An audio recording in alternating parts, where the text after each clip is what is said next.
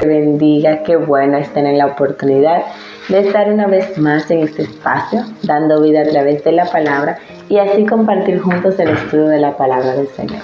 Te saluda tu hermana Nelly Valdés junto a mi esposo Melvin Joseph y es un placer de verdad darle continuidad a este estudio juntos y juntos aprender de la palabra del Señor. Dios le bendiga, le damos gracias a Dios por regalarnos esta oportunidad una vez más. Algo muy importante que se trata el falso profeta y algunos temas más. Vamos a estar dándole gracias a Dios porque nos dio un día más y una oportunidad más para conocer su palabra. Vamos a orar. Señor, te damos gracias. Te pedimos, Señor, que nos perdone, que nos dé revelación de tu palabra. Que el conocimiento, Dios mío, podamos aprenderla y conocerla más, ya que tu pueblo se perdió porque le faltó el conocimiento. Bendice cada oyente, bendice cada persona, Dios mío, que escucharán y que estarán escuchando esta palabra, que les sirva de bendición, que puedan abrir sus ojos, Señor Jesús, y que se puedan conocerte cada día más y a través de tu palabra. Gracias por darnos la oportunidad de poder conocerte a través de la palabra. En el nombre de Jesús. Amén. Amén y amén. Entonces, vamos a ver una pequeñita introducción, como siempre, de qué hablamos en la clase anterior. Anteriormente estuvimos hablando de forma general de algunos aspectos o características del profeta en el Antiguo Testamento, puntualizando algunos escenarios bíblicos. En el Nuevo Testamento podemos encontrar al profeta como alguien de alta estima que tiene opera desde el ministerio profético, opera en el don de profecía. Aclaramos que la diferencia entre el profeta y el don de profecía es que el profeta es el que tiene el ministerio y se dedica a este oficio, así como el evangelista, el pastor, el apóstol, que son dones ministeriales, pero el don de profecía es un don asignado por el Espíritu Santo que no necesariamente una persona que en un momento determinado sea usada en profecía es profeta. Acostumbramos a buscar como esos nombres de jerarquía, que si el pastor, que si el profeta, que si el ministro, que si aquello, pero más que el nombre que nos da el hombre, estamos buscando la asignación del cielo. ¿Qué dice el cielo de nosotros? ¿Cuáles son esas características que el Señor nos ha dado? ¿Y cuáles son los dones que nos pone en la mano para ser útil en su obra? Si el Señor dice de ti que eres profeta, confía, avanza y crece en la asignación que te ha dado. Si Él te dice que eres pastor, pues avanza. Cree en lo que se te ha dicho y camina conforme a lo que el Señor ha dicho de ti. Ahora, procuremos siempre que la asignación venga del cielo y no de los hombres que en un momento determinado nos vieron haciendo algo para el Señor y ya nos están dando una asignación.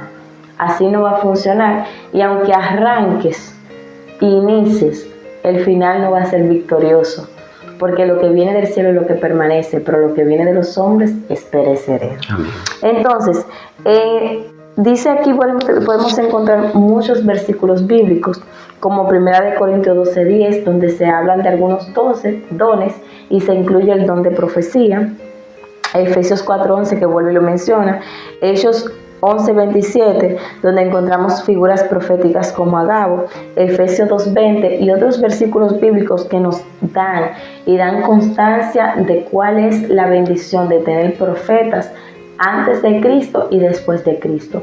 Para muchos, los profetas llegaron hasta Malaquías. Sin embargo, el Nuevo Testamento nos confirma que el don de profecía y el ministerio profético sigue en vigencia. Amén. Y más que nunca son necesarios en la iglesia de hoy en día, sabiendo que estamos esperando el momento glorioso de la venida de Cristo. Más que nunca es necesario el ministerio profético. Amén. Así es. Entonces, su función es prever, ver, anunciar lo que está diciendo el cielo, impartir alguna revelación específica dada por Dios, edificar y consolar a la iglesia y afirmarnos a través de la palabra. 1 Corintios 14, de 1 al 3, o predecir el futuro. Vemos al profeta también siendo usado por Dios para predecir. Anuncia, proclama, guía al pueblo al arrepentimiento, pero también puede ser usado por Dios para predecir el futuro. Esa es como la parte como que más nos gusta del profeta, que prevea lo que Dios está diciendo. o lo que va a pasar. Amén. Entonces, el don de ciencia nos revela el pasado, el discernimiento de espíritu nos revela el presente, lo que está aconteciendo, y el don de profecía nos revela el futuro. Nos gusta esa parte del don de profecía, Gloria. de saber qué está diciendo el cielo de nosotros. Entonces, hoy vamos a entrar en lo que son los falsos profetas. Gloria a Dios, amén. Bonita introducción de las palabras, de la profecía, de los profetas. Ya como dijiste anteriormente, estuvimos estudiando, hablando de la profeta, tanto que estuvimos hablando de los profetas mayores y menores, y como estuvimos explicando que unos son mayores no porque tengan más rango ni más poder, sino por los escritos de la profecía. Algunos escribieron más que otros y otros menos que otros. Y algo también de la profecía que es importante tocar es que a cada profeta fue asignado algo, fue dedicado a algo. Por ejemplo, Isaías lo conocemos como el profeta mesiánico que habló del Mesías, del nacimiento del Mesías. Y vemos 400 años después cómo se cumple la profecía. Quizás él no vio esos hechos que él había dicho. Pero vamos a entrar al tema de los falsos profetas. Yo quiero hablar sobre esto en el número 22, capítulo 6. Ahí encontramos que el tema dice: Balaam manda llamar a Balaam. Balaam era un profeta de Dios. Dice que en el capítulo 22, versículo 6, dice: Ve pues ahora, te ruego que maldice este pueblo, porque es más fuerte que yo. Quizá yo pueda herirlo y echarlo de la tierra, pues yo sé que el que tú bendiga será bendito, y el que tú maldices será maldito.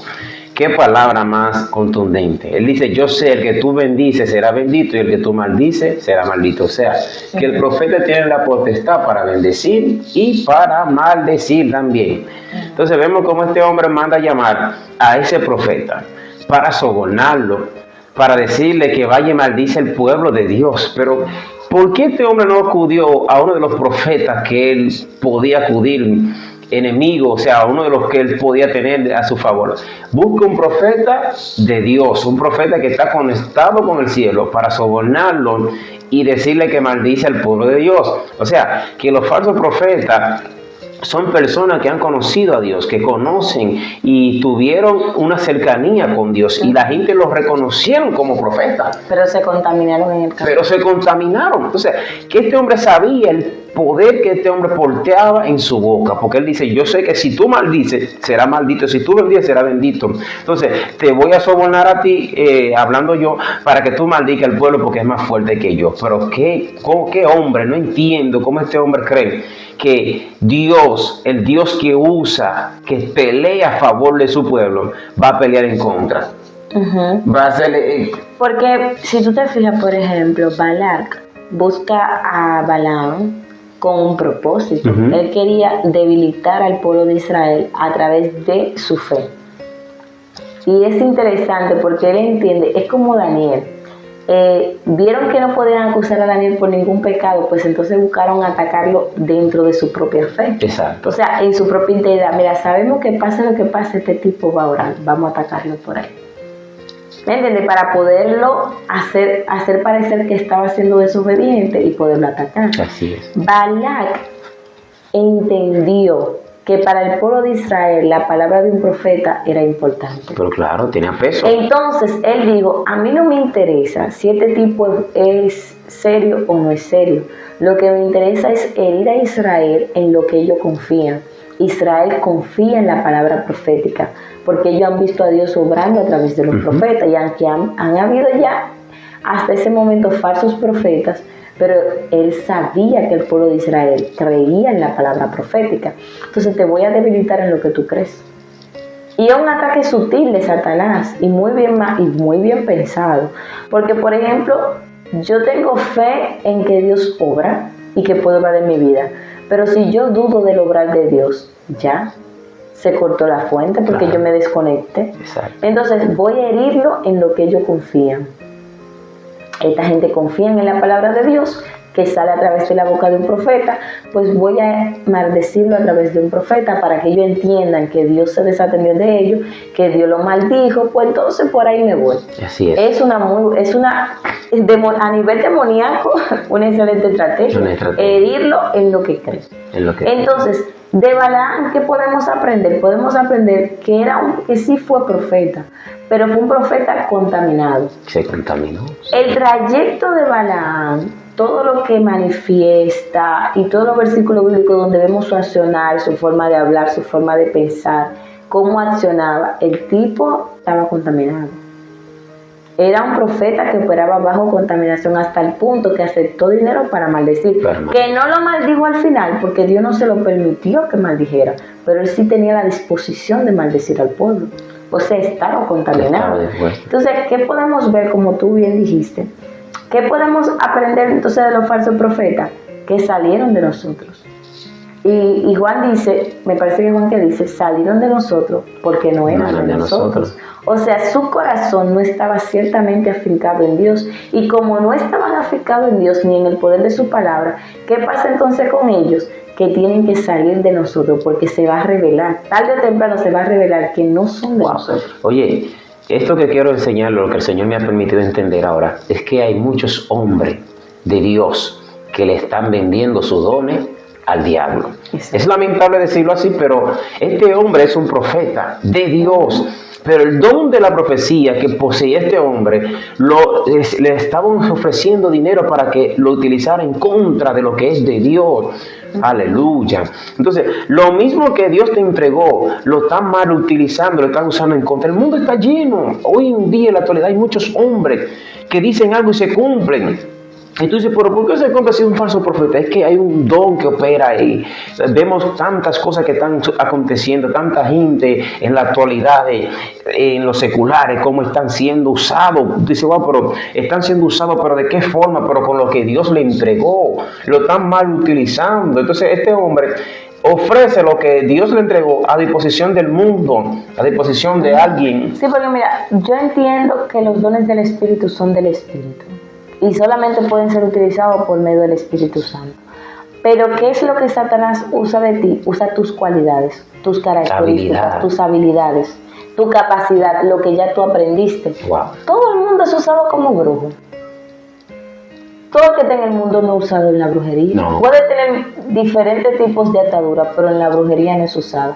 Porque ese que es utilizado y el que Satanás le interesa es aquel que él sabe que tiene cualidades especiales y sensibilidad al mundo espiritual. Al mundo espiritual. Entonces, ese que tiene sensibilidad al mundo espiritual es el que él lo seduce y lo envuelve para que sea atraído a ese mundo. Pero claro. Sin embargo, el que quizás no tiene ese talento, no tiene cualidades especiales, que no necesariamente tiene que ser el don, porque los dones son del Espíritu Santo, pero que tenga cualidades especiales y sensibilidad espiritual, dice, bueno, este tipo quizás no me sirve para esto, pero lo voy a utilizar en otra cosa. Pero aquí no me sirve para el servicio, porque para el servicio quizás no tiene el potencial, pero lo uso en otra cosa. Exacto. Entonces, ¿qué pasa con el falso profeta?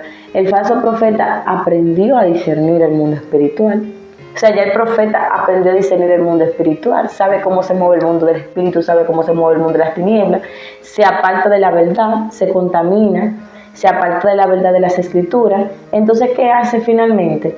Lo que finalmente hace entonces es que es utilizado para tergiversar la palabra dentro del pueblo. Porque el falso profeta no le sirve a Satanás sentado en su casa. No. ¿Dónde que le sirve el falso profeta a Satanás? Dentro de la iglesia y dentro del pueblo, para que a través de sus enseñanzas confunda al pueblo y seduzca al pueblo al punto de pecar. Y mira, hablando de esto, cómo este hombre intenta maldecir y no puede, pero ¿qué le dice? Le da la estrategia. Le dice, haz lo que cometan adulterio, o sea, que forniquen, le da a mujer para que le fallen a Dios, y entonces Dios pueda castigar al pueblo. O sea, el enemigo es astuto en la forma, porque si tú estás andando bien delante de Dios, Dios no te va a castigar, porque tú un niño que se porta bien en la casa, tú no lo vas a castigar, porque está exactamente, dice, era injusto Dios castigar a alguien que anda en integridad. Tú dirías, ¿por qué? Pero pasó con Job. No, eso era, Dios lo permitió porque quería demostrar al enemigo de qué estaba hecho este hombre. Pero tú dices, ¿por qué yo andando bien delante de Dios, Dios me va a castigar? O yo sirviéndole a Dios me voy para el infierno. sirviéndole a Dios en integridad, andando detrás de Dios porque somos pecadores, pidiéndole a Dios que nos ayude. Entonces, no vamos para el infierno porque simplemente Dios no le gustó, que hizo sesión de expresión. No. Entonces, este hombre le dice, yo no le puedo maldecir, pero le da la estrategia. Le da la estrategia. Entonces, ¿qué está aconteciendo con tantos falsos profetas que conocen la estrategia del pueblo de Dios?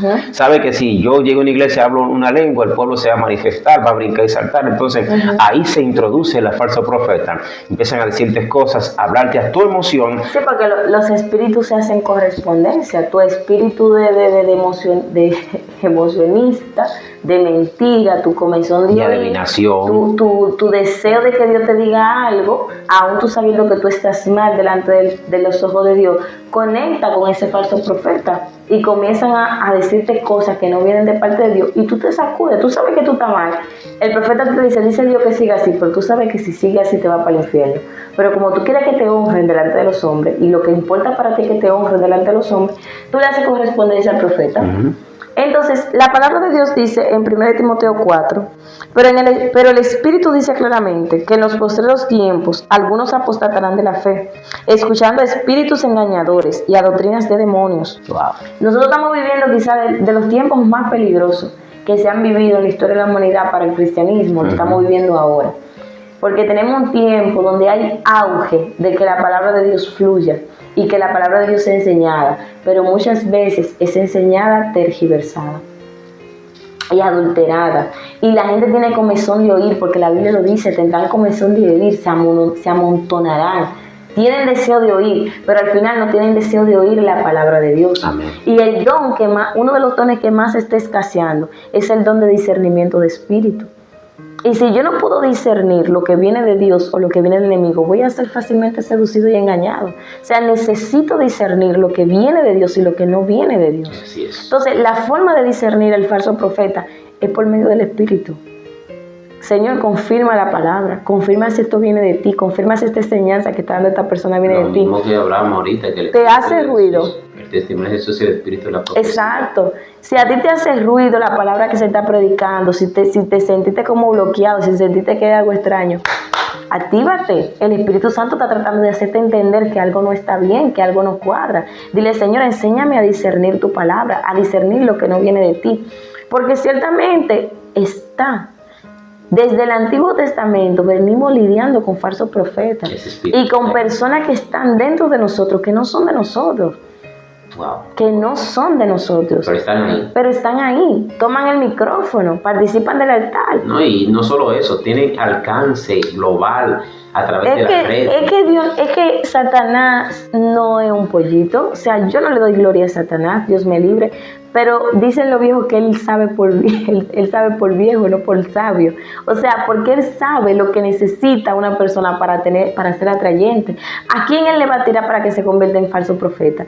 A gente que tienen alcance, que tienen medio, que tienen, que jalan, conectan con la gente, tienen seguidores. Entonces, ¿qué él hace posteriormente a eso? Lo confunde en la palabra, lo confunde en la verdad de las Escrituras, para que las personas que lo siguen también sean engañados y sean seducidos. Y el morbo de la gente. Uno hace un estudio de la palabra y la gente no le interesa, le aburre, porque hay que tú ves, entonces viene alguien con una profecía, dice 2 o 3 cosas, entonces la gente brinca y empiezan y lo hacen viral. Entonces lo malo se hace viral. Entonces la enseñanza y el estudio de la palabra se minimiza y tenemos que luchar con eso, tenemos que pelear, pero lo malo se hace viral. Si usted fija las redes, tanta gente diciendo cosas que va en contra de la palabra, que no tiene sentido en la palabra, que el Espíritu es contrario al Espíritu Santo. Y eso es lo que estamos viviendo, y eso es lo que se está enseñando. Exactamente. La doctrina de Balaam. La doctrina de Balaam. Entonces, ¿qué pasa con esto? ¿Qué es un apóstata?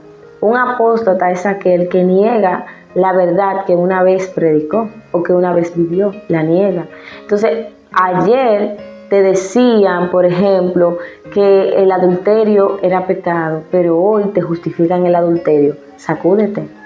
Señores, es que a mí en este sentido como que a uno le choca, porque la gente puede haber personas que estén siendo seducidas por espíritus de engañadores, pero hay muchos que están conscientes de que hay personas que no están predicando la verdad. Hay muchos que están conscientes de que hay personas que no están predicando ni están ministrando la verdad. Pero como es agradable al oído lo que esa persona está diciendo, voy a seguirla, porque calma mi conciencia. Es un mensaje que calma mi conciencia. O sea, vengo el domingo, se me calma la conciencia, me siento más relajado, me siento menos cargado de pecado, vamos para el lunes. Vamos para el lunes y el domingo cuando me sienta cargado de nuevo, vamos para la iglesia a descargarme un poco otra vez. Entonces, esto no es un juego, no es un relajo. La venida de Cristo se acerca, la iglesia de Cristo está a punto de ser levantada. Y el Señor va a venir a personas que estén guardando la verdad, con celo, con temor, con temblor. Entonces tenemos que tener cuidado, porque esos apóstatas disciernan, dígale al Señor, Señor, si mi discernimiento está débil, si aún no tengo don de discernimiento o mi discernimiento está débil, ayúdame a discernir con claridad tu palabra, para yo discernir lo que viene de ti y lo que no viene de ti. Señores, personas que predican y que la iglesia se va con dolor de cabeza, que dice, Dios mío, ¿qué fue lo que predicó esta persona? ¿Qué fue lo que enseñó? Confundida, con dolor de cabeza. Entonces hay que contrarrestar esas ondas, pero esas ondas se contrarrestan es a través de la palabra, a través de la oración, a través del fluir del Espíritu Santo. Gloria a Dios. Una iglesia cimentada en la palabra, una iglesia cimentada y llena del Espíritu Santo, puede venir quien sea, puede pavonearse quien sea y va a decir, no, ahí hay error. Esa comida, como le dijo el profeta, el muchacho, hay muerte en esa olla. Óyeme, cualquier mensaje que no venga de parte del Señor, si la iglesia está llena del Espíritu Santo y fluye en el discernimiento, lo puede identificar. Amén. Hablar de esto es un tema muy complicado y muy extenso, pero también hay que hacerlo, hay que contrarrestar, hay que enfrentar, porque el Señor dijo que no nos dio espíritu de cobardía, sino de poder, de dominio propio. ¿Qué sucede? Elías es alguien que tuvo que enfrentar a una generación de falso profeta. No fue fácil. Claro que sí. Fue perseguido. Este hombre fue perseguido, incluso ellos sabían que este hombre era un profeta de parte de Dios. Ellos sabían que este hombre portaba la voz de Dios. Pero aún así acudían a los Baales, acudían a los falsos, acudían a lo que le pasaban, como nosotros decimos, el paño tibio, lo que le apoyaban la sinvergüencería. Pero Elías era alguien que, bueno, sin familia, ¿cómo decir? Porque ser profeta es la causa que te va a traer. Mantenerte como un verdadero profeta, hasta te duele la familia. Te tienes que alejar de la familia. Tienes que, aún tu propia familia, tú tienes que decirle, mira, tú estás mal, tienes que hacer esto. Si anda mal delante de Dios. Y vemos que Elías fue perseguido por enfrentar a esos profetas, pero al final vimos el resultado de que Dios estaba con él. Y de que él portaba la palabra de Dios, de que él portaba la voz de Dios en la tierra. Entonces, si tú te fijas, la honra del nombre te da el pavoneo, pero el ejercicio del oficio te trae sufrimiento. Dolor. Es dolor. O sea, el que una persona te llame profeta, llegó el profeta, Dios santo, el ungido, eso te trae grandeza humana, gloria humana. Fácilmente te pierden el orgullo y eres arrojado como Satanás. Te llena tu corazón de orgullo y el Señor te desecha. Pero el verdadero ejercicio del ministerio profético no te va a traer gloria, te va a traer problemas. Dolor. O sea, aunque tú veas las bendiciones de Dios, de la obediencia, al mismo tiempo te va a traer dolor. Jeremías era un pozo. Esos profetas que fueron perseguidos y muertos. El soldado que le apareció a Elías le dijo, espérate, yo soy temeroso de Dios y sustento un profeta. O sea, estamos hablando de profeta que por simplemente ser profeta y hacer ejercicio digno del oficio profético, estaban viviendo en cuevas. Y dependiendo del alimento y la misericordia de un hombre que Dios está usando para sustentarlo. Dios siempre tiene forma de sustentar a tus hijos, pero lo que quiero enfatizar es, duele el ejercicio profético. Duele. Y como te decía, te aleja de la familia Ezequiel, Dios tuvo que quitarle el deleite de sus ojos. Te quito el deleite. Y no era que el hombre, sino que el hombre tiene su esposa, estaba deleitando a su esposa, y yo tuve que quitarlo porque el hombre estaba llamado a un nivel sobrenatural tan fuerte que Dios tuvo que quitarle la esposa. Y también si vamos al Nuevo Testamento, vemos Juan, el profeta Juan el Bautista, cómo ese hombre murió. Le cortaron la cabeza. Cómo vivió. Los discípulos de Jesús, cómo murieron. O sea, no es que en todos los países esté pasando lo mismo, pero por lo menos nosotros aquí en República Dominicana estamos cómodos hasta el momento. Eso te iba a decir yo. Estamos cómodos, porque no es que todos los países tienen las mismas condiciones. Sabemos que hay países que que la iglesia está en persecución y que mueren personas por causa de Cristo. Pero nosotros aquí en República Dominicana predicamos en cualquier esquina, en cualquier lugar. Y lo más que vemos que estamos viviendo aquí en nuestra nación es que todo el mundo quiere llamarse profeta. Y en la antigüedad tú llamaste profeta, es decirte que tú no vas a vivir una vida cómoda, que tú vas a ser perseguido. Entonces, una de las señales tiene que tener todas tus cosas recogidas para correr. A algunos, con respeto, es que el verdadero profeta no vivía cómodo, no era un hombre que vivía igual normal a las demás personas. El verdadero profeta estaba apartado, vivía raro, porque estaba buscando una señal de Dios. Pero hoy en día hay gente que lo que viven es subiendo videos, subiendo cosas, subiendo ellos mismos y proclamando ese profeta. Oye, el profeta es perseguido, es una responsabilidad demasiado fuerte. El verdadero profeta ni quisiera quiero serlo. Jeremías dijo no quería hablar. Porque él sabía el peso que había que Dios tenía que pelear con esos hombres para que dijeran la palabra. No era fácil. Me sedujiste y fui seducido, dije que ya yo no iba a hablar en tu nombre. O sea, tenían una guerra, una persecución por la palabra. Y Ezequiel mismo Dios le dijo, yo te mando a casa rebelde, a casa del fuerte. No te van a oír. Oye, no te van a oír. No. Pero tú hablas. Miren. Entonces hoy en día vemos los cómodos que son los profetas con los mejores carros, con los mejores vestimentas. No es malo que estoy diciendo esto, pero no vemos... Ni nos molesta ni nos... Ni nos molesta, sino que vemos la comodidad y decir yo soy profeta, decir esto, profeta aquello, profeta lo otro. Entonces tú vas y dices, pero ¿cuál profecía lo identifica como profeta? Porque como decía, hay una profecía que tiene que identificarte que tú eres un profeta. O una asignación, perdón. Este hombre... Estas señales seguirán a los que creen en mí. ¿Cuáles señales que siguen? Isaías tenía una asignación de hablar sobre el Mesías, sobre el profeta, sobre el nacimiento de Jesús, el Salvador. Ezequiel, y me llama la atención de eso, que se me olvidó en el tema pasado, que lo iba a resaltar, que el profeta, cada profeta tenía su asignación, pero la gloria del profeta estaba simple y sencillamente en cumplir su asignación. Ese era su cumplimiento. O sea, si a ti te llamaron para ser mesiánico, sé tú mesiánico. A mí me llamaron para profetizar en los montes, a ti para profetizar en la cueva, a ti para profetizar en el llano, a donde te llamaran a profetizar. Pero la gloria, en el valle de Hueso Seco, la gloria del profeta al final estaba en cumplir y está en cumplir su asignación. Y aún en este tiempo, nosotros tenemos profetas y hombres de Dios que seguimos y respetamos y amamos, honramos su ministerio.